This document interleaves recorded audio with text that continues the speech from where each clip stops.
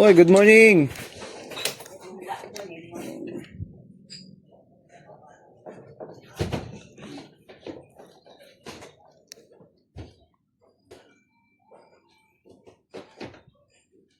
Sakit ko na talampakan ako magtapak. Oo. Sa ano nga yan, sa nerves nga yan, sa mga ugat-ugat.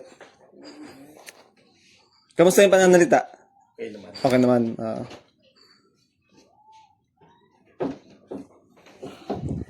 Mga daliri mo nagagalaw mo? Ito, isa. Hindi. Talagang baksa talaga siya, no? Yan. Siya po si... Ano po pangalan niyo, sir? Marlo. Ha? Marlo. Marlo. Ayan, si Sir Marlo. Gano'n na po katagal ang stroke nyo? 2 weeks pa lang. 2 weeks pa lang. 2 weeks stroke patient. Ayan. Ilang beses na po kayo nagpa-therapy?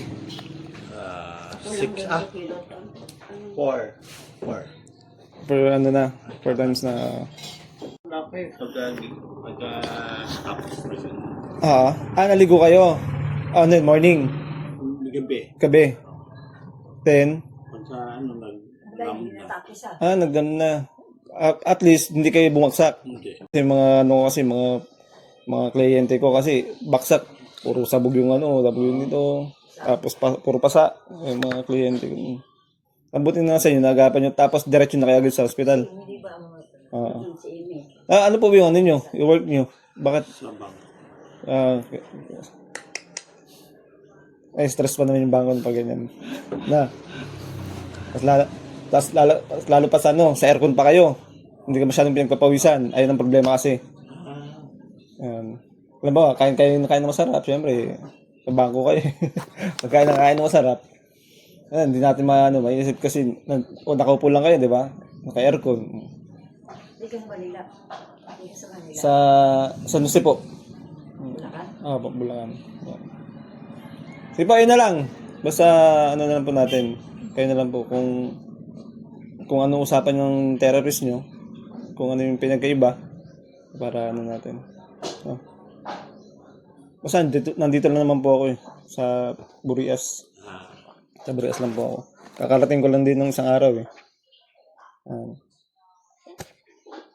may mga gamit naman ako dyan ng pang stroke.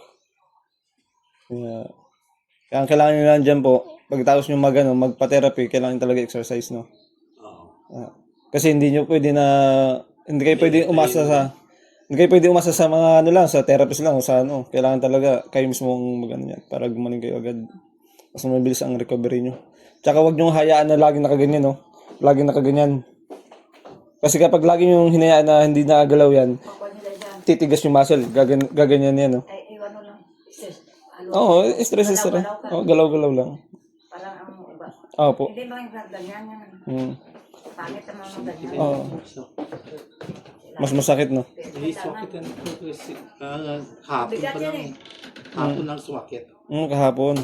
Palang na yata. Na pag